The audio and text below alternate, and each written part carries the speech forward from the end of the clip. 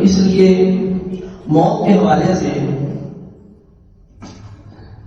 جب مسلمانوں کے پر شروع میں جہاد فرض ہوا، آقا کریم رحیم صلی اللہ علیہ وسلم نے جہاد کا حکم دیا تو کئی لوگ جہاد سے کترانے لگے، کئی لوگ کترانے لگے اور بہانے بنانے لگے۔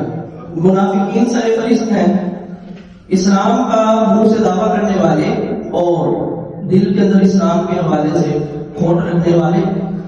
جہاد کا حکم آیا تو سفید کا سفید سامنے آ گیا، سیاد آ گیا سامنے آ گیا۔ اب جب انہوں نے ڈھیلے بنانے شروع کر دیے کہ بھائی ہم جہاد کریں گے تو ہمیں موت بھی آ سکتی ہے، ہمارے بیوی بچے ہیں، گھر بار ہے، لہٰذا انہوں نے بہانے بنانا شروع کر دیے۔ کسی نے کہا کہ میں بیمار ہوں، کسی نے کہا کہ مجھے فلانا کام ہے، کسی نے کہا کہ میرا تجارت کا کام ہے، کسی نے کچھ بہانے۔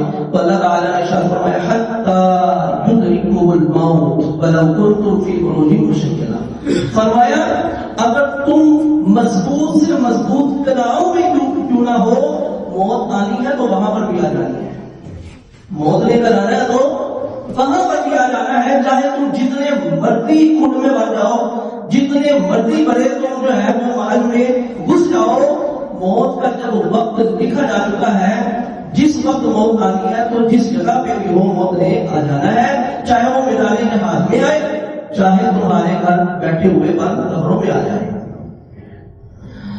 تو اس کے اوپر ہم لوگوں کو بھی سمجھنا چاہیے کہ موت کا جو وقت ہے اللہ کے ہاں مقرر ہے، ہمارے ہاں مقرر نہیں ہے، ہمیں نہیں پتا۔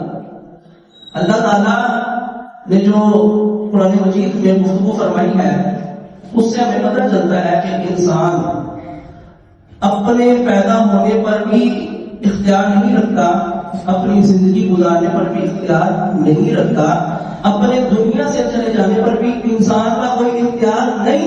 اگر حکم ہے تو کس کا؟ اللہ کا ہے، اگر فیصلہ ہے تو کس کا؟ اللہ کا ہے۔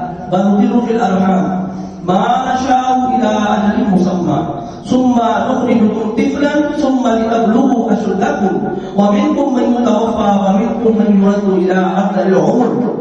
اللہ فرماتا ہے کہ جتنی دیر ہم چاہتے ہیں بچہ ماں کے پیٹ میں رہتا ہے، جتنی دیر ہم چاہتے ہیں۔ پھر فرمایا ہم بچے کو پیدا کرتے ہیں، پھر اس کو بچپنا جو ہے وہ گزارتے ہیں، فرماتے ہیں اس پر بھی اس کا کوئی اختیار نہیں، فرماتے ہیں وہ پکی عمر تک پہنچ جاتا ہے، اور فرمایا کوئی موت کے گھاٹ اتر جاتا ہے، کسی کو بڑھاپا آ جاتا ہے۔ پتہ چلا کہ پیدائش سے لے کے موت تک انسان کا اپنی زندگی پہ کوئی اختیار نہیں ہے۔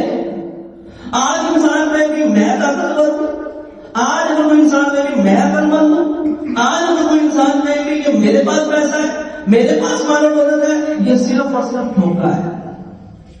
اگر آپ قرآن کو گہری نظر سے پڑھیں نا تو یہ سارے سوالوں کے جواب آپ کے سامنے آ جائیں۔